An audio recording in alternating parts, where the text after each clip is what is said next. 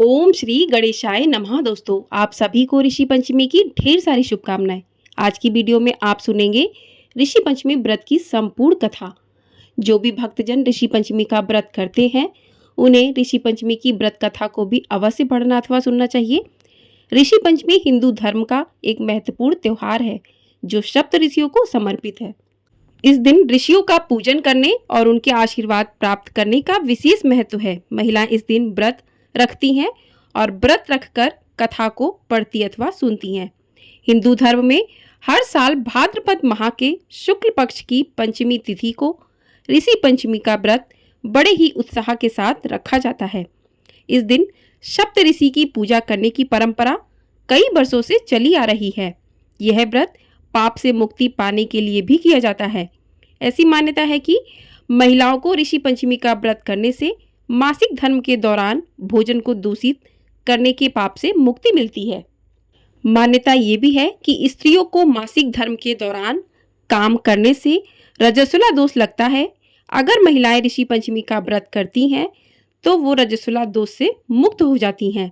इसलिए यह व्रत स्त्रियों के लिए उपयोगी और कल्याणकारी माना जाता है। ऋषि पंचमी के व्रत के प्रभाव से महिलाएं अपने पति के प्रति विश्वास, प्रेम और दीर्घायु होने की कामना करती हैं। इस व्रत को करने से महिलाओं को मासिक धर्म के समय लगे हुए सभी पापों से छुटकारा मिलता है। इस व्रत में ब्रह्मचर्य का पालन किया जाता है। इसको करने से सभी पाप से मुक्त हो जाते हैं तथा सौभाग्य की प्राप्ति होती है। तो जो भी महिलाएं इस व्रत को करती हैं उन्हें व्रत रखकर इस कथा का पाठ भी अवश्य करना चाहिए। तो चलिए कथा शुरू करते हैं। कथा शुरू करने से पहले सप्त ऋषियों का ध्यान करते हैं, उसके बाद कथा को प्रारंभ करते हैं। युधिष्ठिर ने प्रश्न किया, हे देवेश, मैंने आपके श्रीमुख से अनेकों व्रतों का श्रवण किया है। अब आप कृपया करके पापों को नष्ट करने वाला कोई उत्तम व्रत सुनावें। राजा के इन वचनों को सुनकर श्री कृष्ण जी बोले, हे राजेंद्र, अब मैं तुमको ऋषि पंचमी का उत्तम व्रत सुनाता हूँ, जिसको धारण करने से स्त्री समस्त पापों से छुटकारा प्राप्त कर लेती है।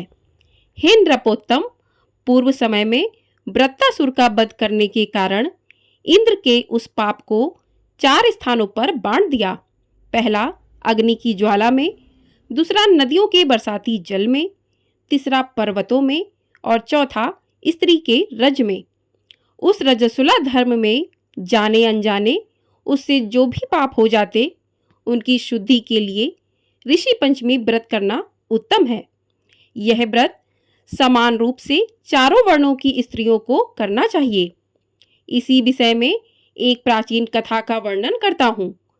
सतयुग में विदर्भ नगरी में शेनजित नामक राजा हुए। वे प्रजा का पुत्रवत पालन करते थे। उनके आचरण ऋषि के समान थे। उनके राज्य में समस्त वेदों का ज्ञाता, समस्त जीवों का उपकार करने वाला सुमित्र नामक एक कृषक ब्राह्मण निवास करता था। उनकी सती जयश्री पतिव्रता थी। ब्राह्मण के अनेक नौकर चाकर भी थे। एक समय वर्षा काल में जब वह साध्वी खेती के कामों में लगी हुई थी तब वह रजस्वला भी हो गई। हे राजन, उसे अपने रजस्वला होने का भास हो गया, किंतु फिर भी वह घर गृहस्थी के कार्यों में ही लगी रही। कुछ समय के पश्चात दोनों स्त्री पुरुष अपनी अपनी आयु भोग कर मृत्यु को प्राप्त हुए। जयश्री अपने ऋषु दोष के कारण कुतिया बनी और सुमित को रजस्वला स्त्री के संपर्क में रहने के कारण बैल की योनि प्राप्त हुई। क्योंकि ऋतु दोष के अतिरिक्त इन दोनों का और कोई अपराध नहीं था, इस कारण इन दोनों को अपने पूर्व जन्म का समस्त विवरण याद रहा। वे दोनों कुतिया और बैल के रूप में रहकर अपने पुत्र सुमित के यहाँ पलने लगे। सुमित धर्मात्मा था और अतिथियों का पूर्ण सत्कार किया करता था। अपने पिता के श्राद्ध के दिन उसने अपने घर ब्राह्मण को जिमाने के लिए नाना प्रकार के भोजन बनवाए। उसकी स्त्री किसी काम से बाहर गई हुई थी कि एक सर्प ने आकर रसोई के बर्तन में विष उड़ेल दिया। सुमित की माँ कुतिया के रूप में बैठी हुई यह सब देख रही थी। अतः उसने अपने पुत्र को ब्रह्म हत्या के पाप से बचाने की इच्छा से उस बर्तन को स्पर्श कर लिया। सुमित की पत्नी से कुतिया का यह कृत्य सहा ना गया और उसने एक जलती लकड़ी कुतिया के मारी। वह प्रतिदिन रसोई में जो जूठन आदि शेष रहती थी उस कुतिया के सामने डाल दिया करती थी, किंतु उस दिन से क्रोध के कारण वह भी उसने नहीं दी। तब रात्रि के समय भूख से व्याकुल होकर वह कुतिया अपने पूर्व पति के पास आकर बोली कि हे नाथ, आज मैं भूख से मरी जा रही हूँ। वैसे तो रोज ही मेरा पुत्र खाने को देता था, मगर आज उसने कुछ नहीं दिया। मैंने सांप के विष वाले खीर के बर्तन को ब्रह्म हत्या के भय से छूकर भ्रष्ट कर दिया था। इस कारण बहू ने मारा और खाने को भी नहीं दिया है। तब बैल ने कहा, हे भद्रे, तेरे ही पापों के कारण मैं भी इस योनि में आ पड़ा हूँ। बोझा ढोते ढोते मेरी कमर टूट गई है। आज मैं दिन भर खेत जोतता रहा। मेरे पुत्र ने भी आज मुझे भोजन नहीं दिया और ऊपर से मारा भी खूब है। मुझे कष्ट देकर श्राद्ध को व्यर्थ ही किया है। अपने माता पिता की इन बातों को उनके पुत्र सुमित ने सुन लिया। उसने उसी समय जाकर उनको भरपेट भोजन कराया और उनके दुख से दुखी होकर वन में जाकर उसने ऋषियों से पूछा कि हे स्वामी, मेरे माता पिता किन कर्मों के कारण इस योनि को प्राप्त हुए हैं और किस प्रकार उससे छुटकारा पा सकते हैं।